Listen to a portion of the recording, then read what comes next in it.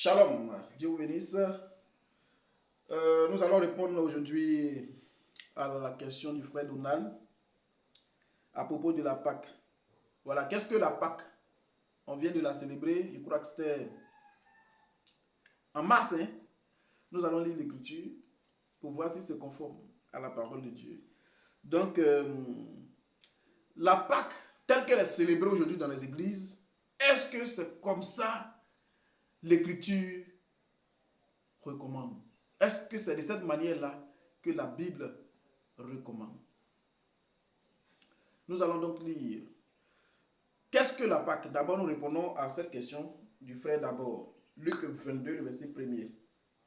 Voilà, répondons d'abord à la question. La Pâque, c'est quoi?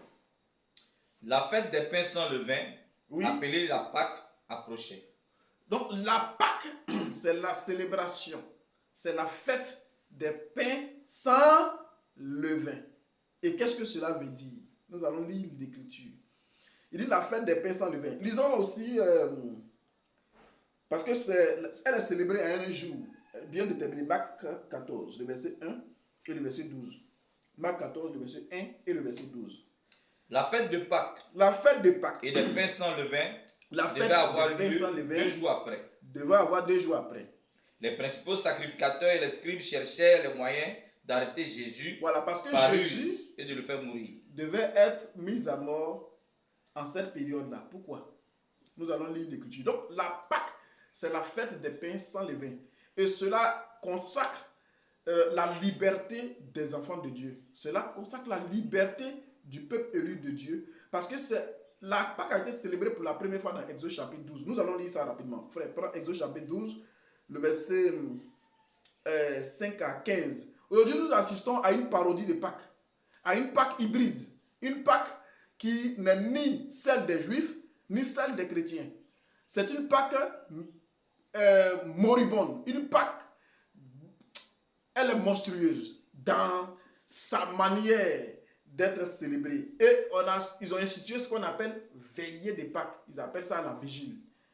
Frère, toutes ces choses-là ne sont pas scripturelles. Nous allons lire l'écriture et nous allons voir si c'est réel. Si c'est réel.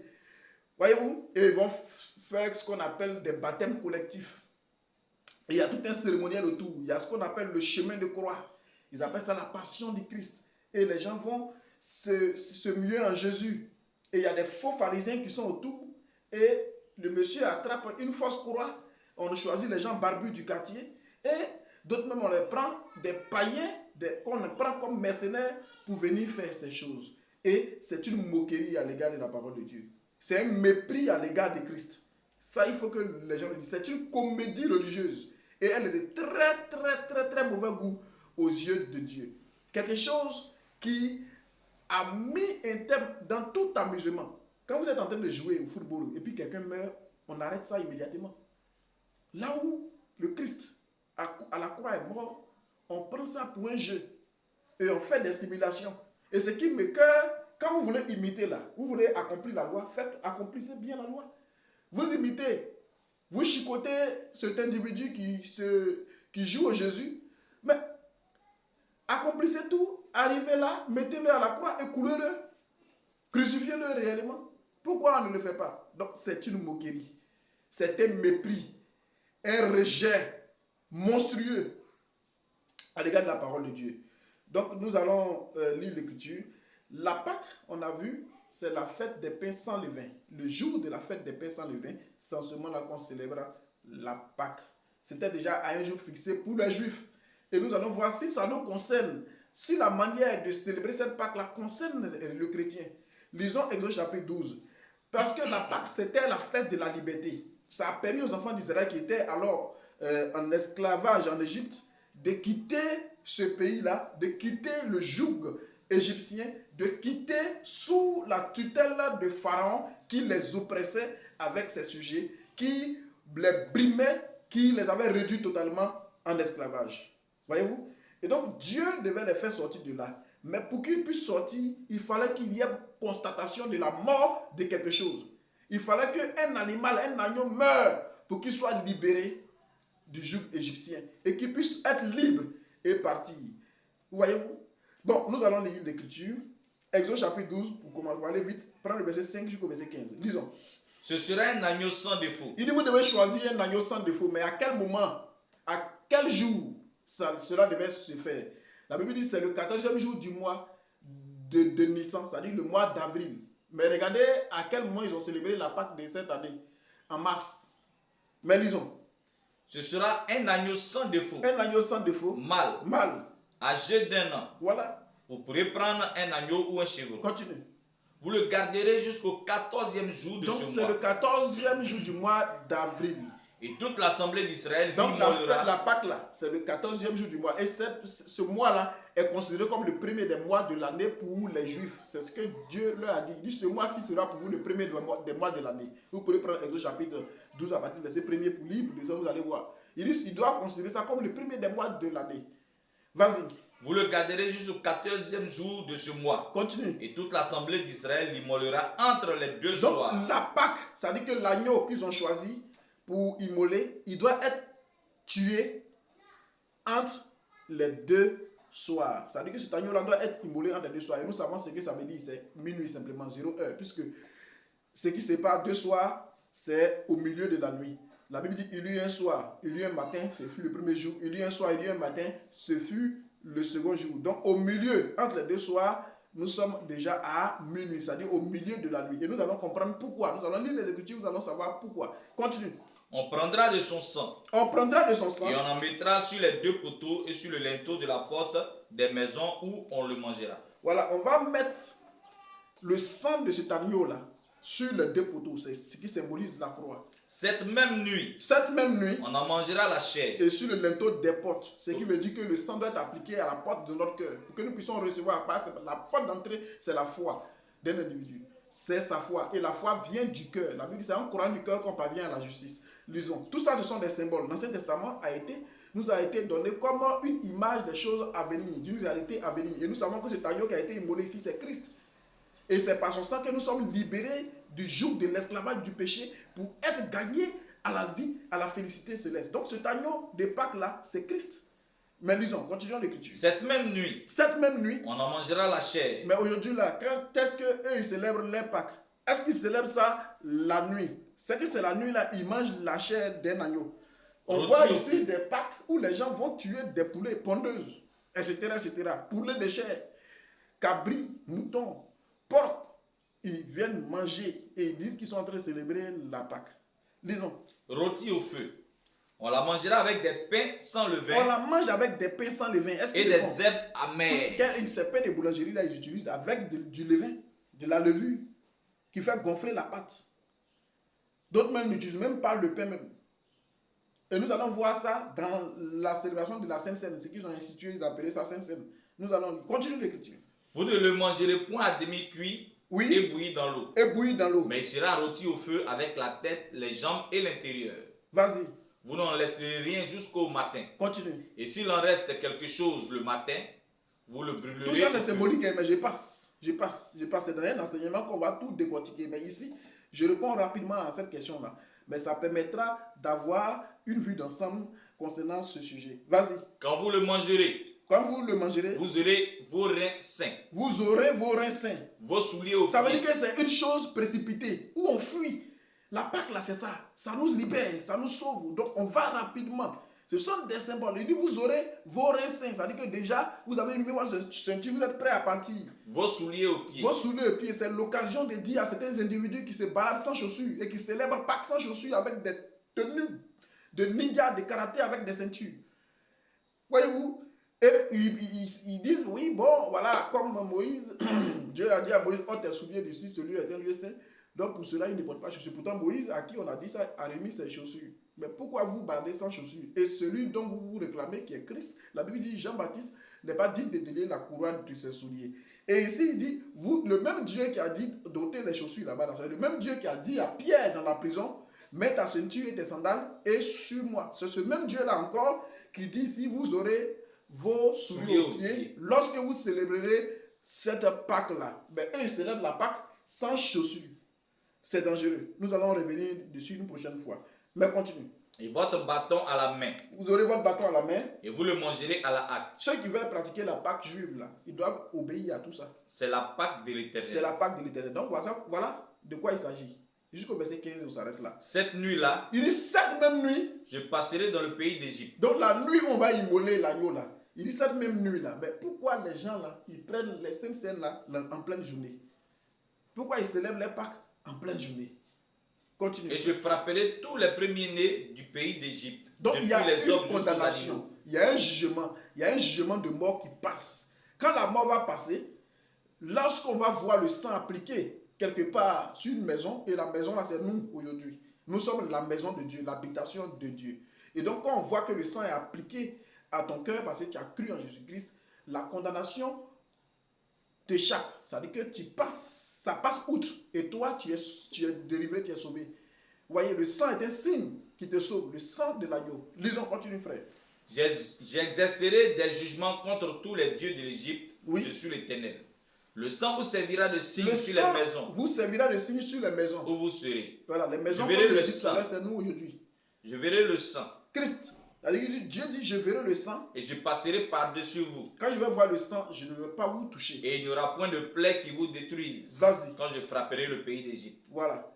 Vous conserverez le souvenir de ce jour. Vous conserverez le souvenir de ce jour. Et vous le célébrerez par une fête en l'honneur de l'Éternel. Vous devez célébrer ce jour par une fête en l'honneur de l'Éternel. Est-ce que c'est nous? Continue. Vous le célébrerez comme une loi perpétuelle pour vos descendants. Pour vos descendants, les descendants d'Israël naturels. C'est ceux-là qui célèbrent cette Pâque-là. Ceux qui pratiquent le judaïsme. Pendant 7 jours, oui, vous mangerez des pains sans levain. Est-ce que ceux qui célèbrent cette Pâque aujourd'hui, là, ils célèbrent la Pâque pendant 7 jours, ils mangent des pains sans levain? Et ces pains-là, qu'est-ce que ça signifie? Les pains sans levain. Dès le premier jour, il n'y aura plus de nous allons levain dans voir vos ce que maisons. signifie même le pain.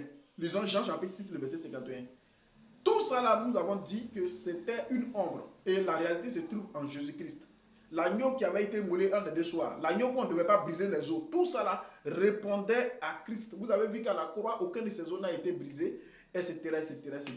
Tout ce qui était écrit de lui s'est accompli. Et c'est lui qui a été présenté selon Jean chapitre 1, le verset 29, comme agneau de Dieu qui ôte le péché du monde. C'est lui qui nous libère. La Bible dit, si le Fils vous a franchi, vous serez réellement libre.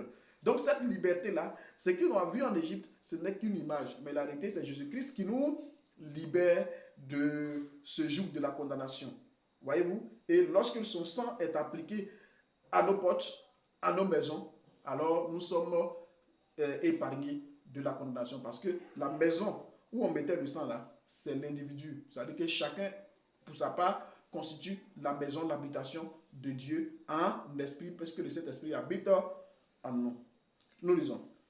Je suis le pain vivant qui est descendu du Donc ciel. ce pain-là, c'est Christ. Il dit, je suis le pain vivant qui est descendu du ciel. Si quelqu'un mange de ce pain, Si quelqu'un mange de ce pain, il vivra il éternellement. aura la vie Et éternelle. le pain que je donnerai, Maintenant, quel est ce pain-là? c'est ma chair C'est ma que chair. je donnerai pour la vie du monde. Donc c'est pourquoi au jour de la Pâque, là, la même nuit où il fut livré, la Bible dit, il a pris le pain et il a donné, il dit, ceci est mon corps. Donc sa chair, c'était une représentation, la loi du substitut pour manger cela. Donc la véritable Pâque, c'est ça.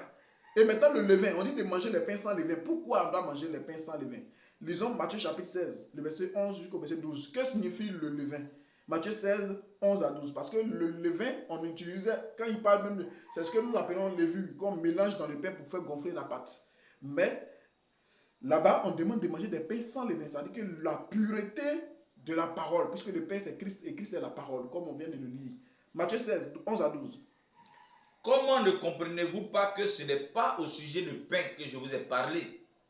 Gardez-vous du levain des pharisiens. Gardez-vous du levain des pharisiens et des sadducéens.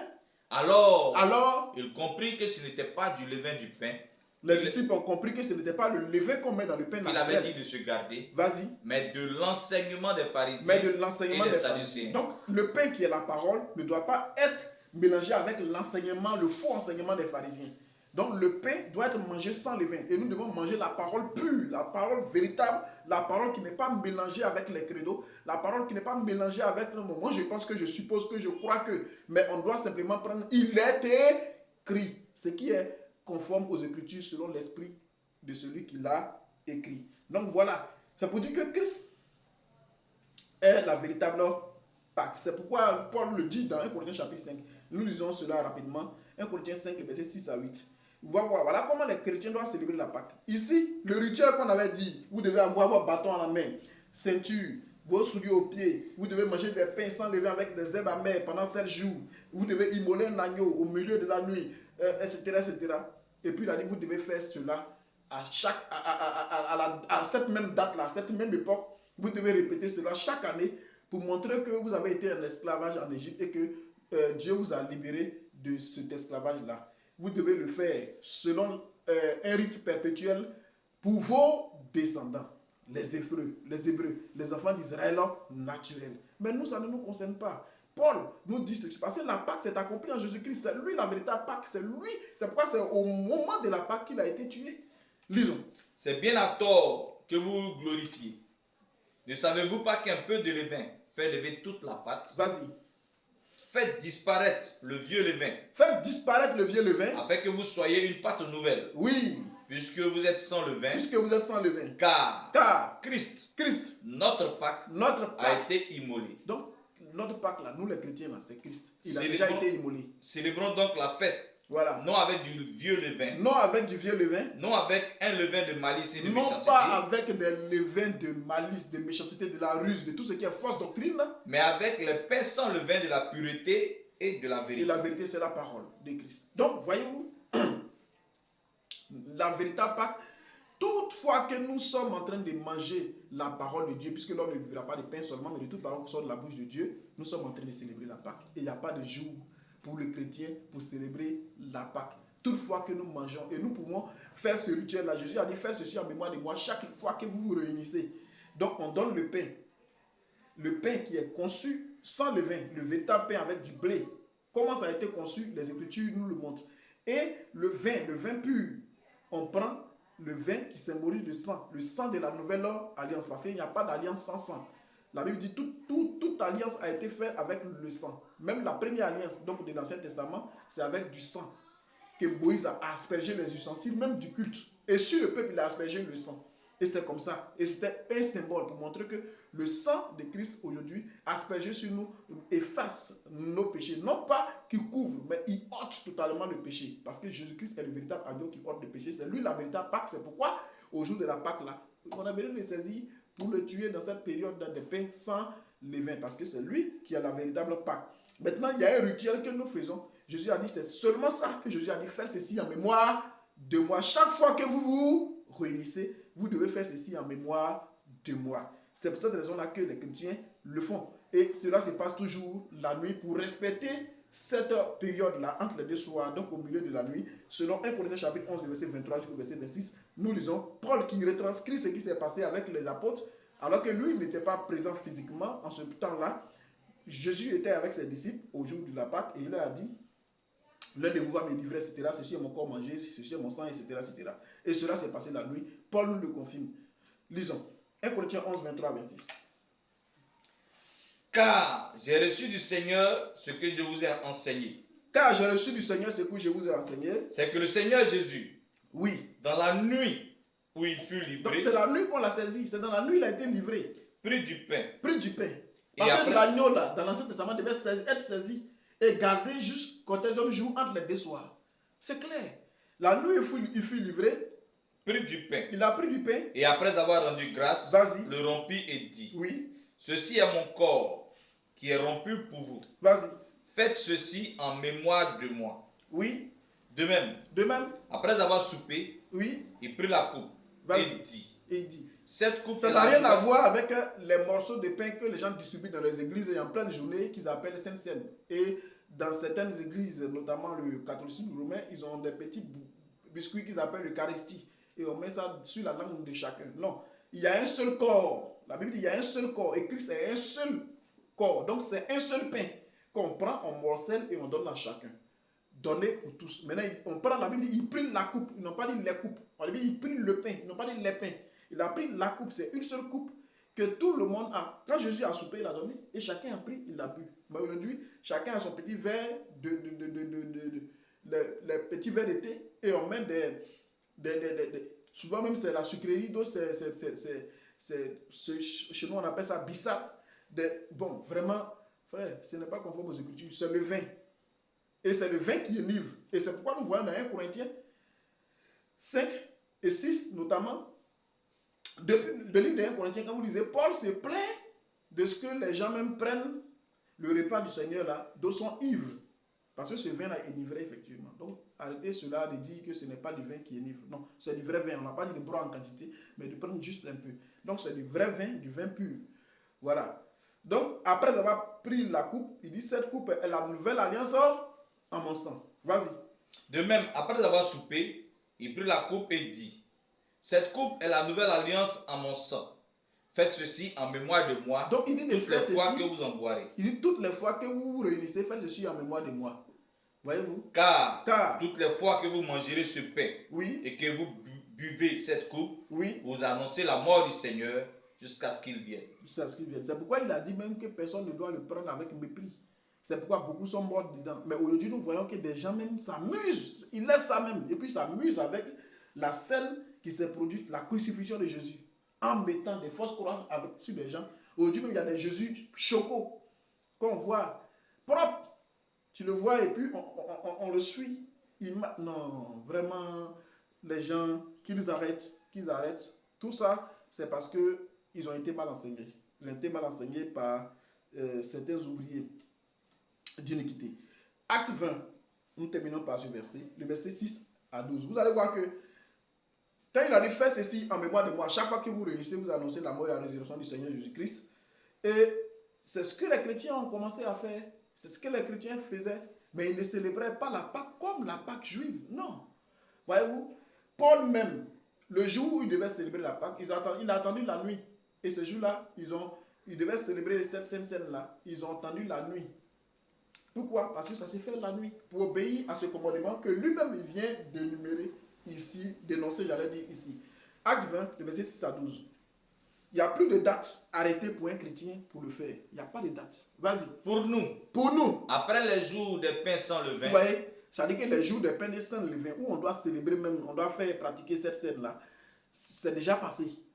Mais ils vont organiser encore une célébration. Vas-y. Nous nous embarquâmes à Philippe. Donc c'était après les fêtes sans levain. Ça dit Pâques là même était passée. La date de la Pâque juive était déjà passée. Mais vous allez voir que les chrétiens vont faire ce rituel-là, la mort et la résurrection de Jésus, en donnant du pain et du vin. Parce que Jésus-Christ est celui-là même qui, dans une position de sacrificateur, et qu'il est sans père et sans mère, sans généalogie, dans Hébreux chapitre 7, a donné du pain et du vin à Abraham. Il confirme ici que c'est le même individu. Mais nous y reviendrons. Qui est ce Melchizedek? Nous y reviendrons dans une prochaine vidéo. Et au bout de 5 jours, nous les rejoignîmes à Troas, où nous passâmes 7 jours.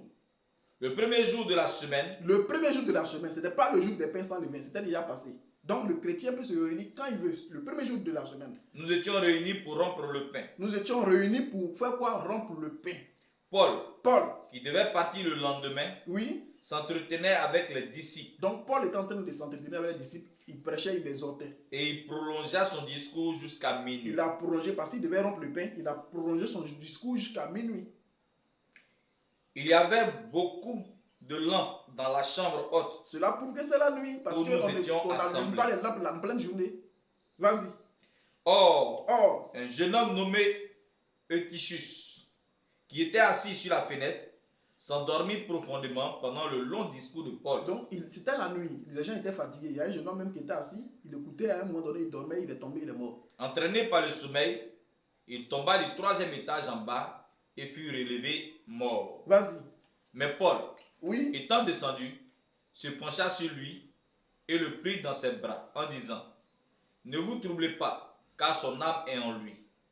Quand il fut remonté, il rompit le pain et mangea. Ils ont rompu le pain et ils ont mangé. Et il parla longtemps encore jusqu'au jour. Il a continué son discours, c'est-à-dire ils ont fini de rompre le pain la nuit et il a continué son discours jusqu'au matin.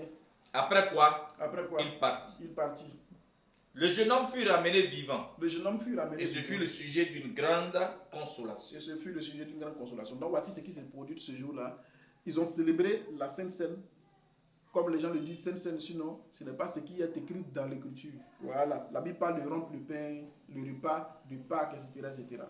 Donc, ils ont célébré cela après la fête des pains sans levain. C'était déjà passé. Et 5 jours encore sont passés. Et le premier jour de la semaine, ils se sont réunis Donc les chrétiens peuvent le faire chaque fois qu'ils le peuvent, au cours d'une veillée par exemple, ou la nuit, au milieu de la nuit, on peut célébrer cette fête-là en l'honneur de l'Éternel en donnant du pain et du vin, conformément aux Écritures, au bon milieu de la nuit, pour obéir à ce rituel-là. Parce que le Seigneur a dit, c'est aussi une bénédiction pour le peuple de Dieu, mais c'est aussi une malédiction pour celui qui va le prendre dans de mauvaises dispositions. Voilà, Paul l'a dit, et nous n'avons pas le temps d'épiloguer longtemps là-dessus. Toutefois, je pense que l'ensemble a été dit. La Pâque, c'est Christ qui est la Pâque. Et c'est lui qui est le pain vivant descendu du ciel. C'est ce pain-là que celui qui mange reçoit la vie éternelle. Et son sang qui est représenté par le vin que nous prenons pendant ce rite sacré pour le chrétien. Sur ce, on va s'arrêter là pour ce jour. Nous procéderons à une prochaine question. Et n'oubliez pas de faire parvenir vos questions. Peut-être que votre question sera tirée au sort ou vu la circonstance, vu les événements de ce jour, de la période, on peut choisir votre question pour la répondre. Faites venir vos questions via WhatsApp au travers du lien qui passe sous la vidéo. Sur ce, portez-vous bien, que le Seigneur vous garde et vous bénisse. Shalom.